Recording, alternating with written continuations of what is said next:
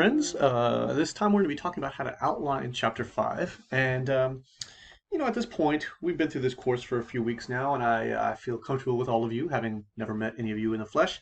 But let me go ahead and just tell you, I am a terribly disorganized person. I'm going to go ahead and acknowledge it. Got to acknowledge our flaws. Terribly disorganized. And I'm one of those people that, for the most part, if I have to write something, I like to just sit and write. Just as the thoughts come, blah, blah, blah, blah, blah, blah, blah, blah, like this, right? And it worked well for most of my life. Did okay in school and everything like this, obviously. But then it got to my master's thesis. And I very quickly realized that you cannot just sit down and write.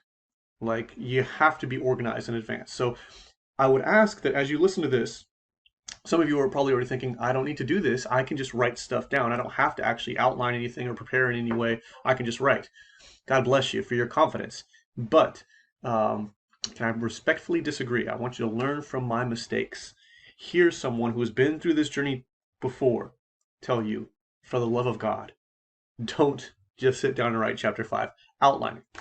Okay? The reason for this is because chapter 5 is actually obviously the very end of your thesis, and it's a culmination of everything you've done so far. And when it comes to what the committee thinks about your work, they will obviously finish reading with chapter 5. And if you know anything about psychology, if you think back to psych of learning, for example, there's what's called the recency effect.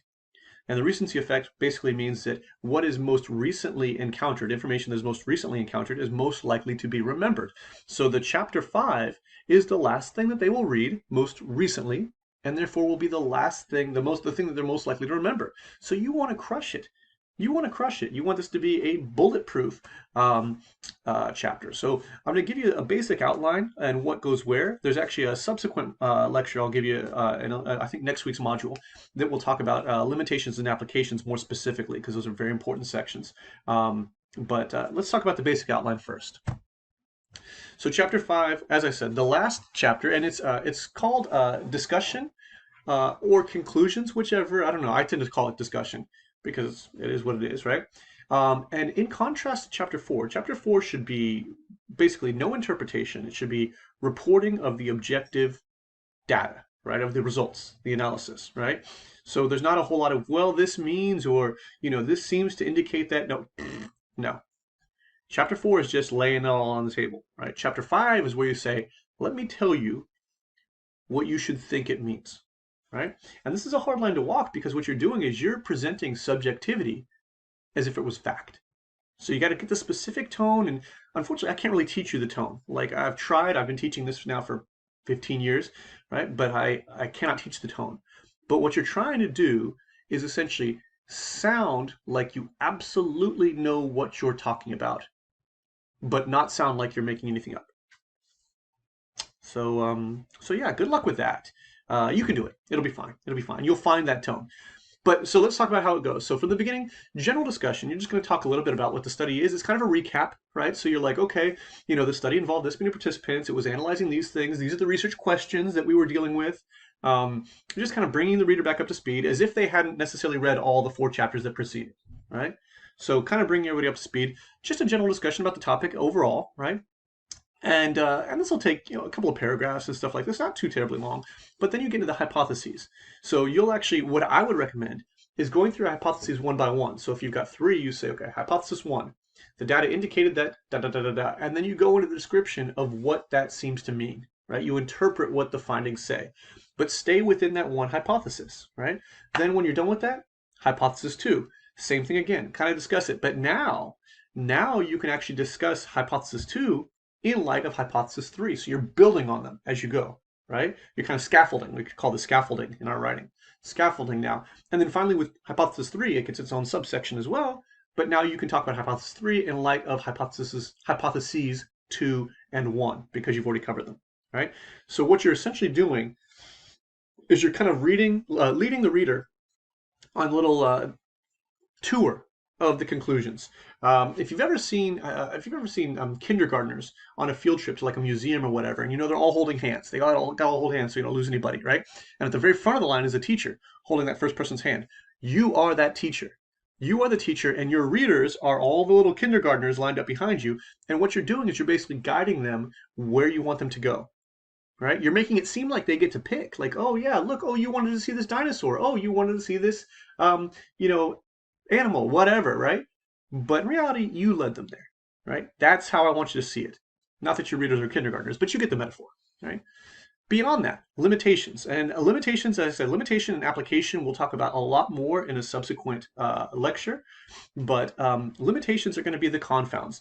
Maybe the things that you discovered along the way that you thought, oh, why didn't I think of that? Or why didn't I control for that? Or why didn't I ask that? Right? So things that could have made the study better, but in this case were, I don't want to say flaws, but areas of improvement for your study. I would limit yourself to 3. I mean, sometimes we have studies where like, oh my gosh, there's about 17 things I would have done differently. 3.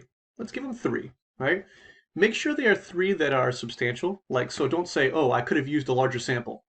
Yeah, that's like saying I could use more money. We could all use more money, right? Make sure there are 3 that are insightful. Because a lot of times, and not all committee members, but a lot of times a committee member will be like, I thought of a limitation that they didn't think of, and they'll try and drop it on you, right? But if you've already mentioned it, then they got nowhere to go.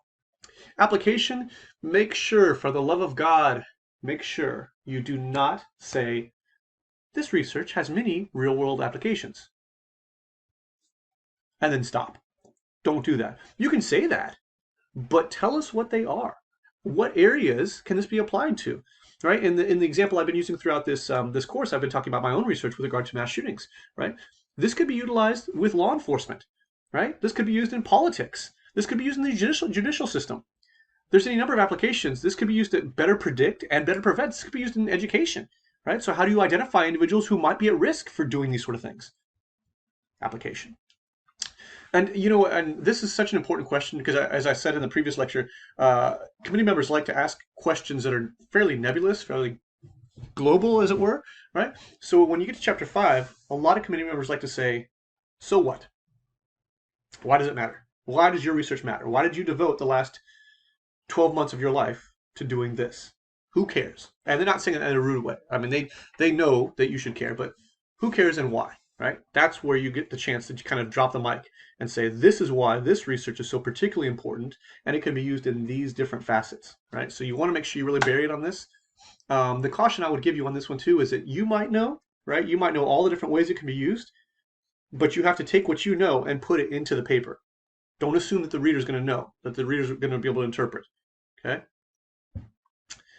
The last section of chapter 5, future research. So future research is, once again, you could say there are many ways that this research could be replicated in the future. Okay, how? How would it look different, right? How would it be better? How would they build off of what you have discovered? Now that you've established this, what do the next steps look like, all right? Do not, once again, just say, oh yeah, future research is needed. Yes, future research is always needed, just like money is always needed, right? Got to make sure you tell them this is why future research is needed, or this is what the future research will look like. Okay? With chapter 5, you want to make sure you are explicit on as many things as possible. You want to make everything as clear to the reader as possible. As I said, they are the cute little kindergartners that you are guiding through the museum, right? And you want to take them by the hand and say, this is what you need to see. Look at that over there. This is important because that's what you're doing. Okay? And while it all might be very clear up here for you, it's got to find its way into your paper in order to really, really make it an excellent master's thesis.